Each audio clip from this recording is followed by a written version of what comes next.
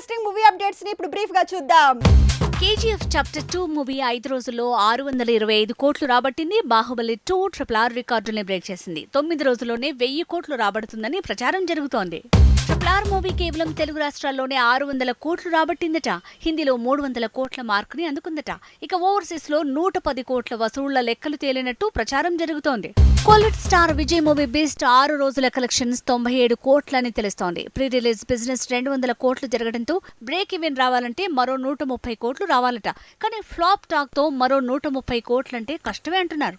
Tollywood star victory Venkatesh Bollywood లో మెరవబోతున్నాడు. సల్మాన్ ఖాన్ హీరోగా తెరకెక్కే మూవీలో పోలీస్ ఆఫీసర్ పాత్రలో కనిపించబోతున్నాడట. జూన్ లో ఈ ప్రాజెక్టు పట్టాలెక్కబోతోందట.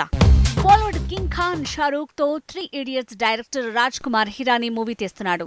డంకీ టైటిల్ తో ఈ సినిమా తెరకెక్కబోతోంది. తాప్సీ ఇందులో హీరోయిన్ గా బెర్త్ కన్ఫర్మ్ చేసుకుంది. హరిశంకర్ మేకింగ్ లో పవన్ చేయబోయే సినిమా భవదీయుడు భగత్ సింగ్. ఈ సినిమా జూలైలో మొదలు కాబోతుందట. 80 రోజుల్లో పూర్తయ్యేలా స్కెడ్యూల్ ప్లాన్ చేశారట. మెగాస్టార్ చిరంజీవితో జోడీ కట్టబోతోంది శృతి హాసన్. బాబీ మేకింగ్ లో ఈ ప్రాజెక్టు పట్టాలెక్కింది. ఇక పాటతో రెగ్యులర్ షూటింగ్ మొదలు కాబోతుందట.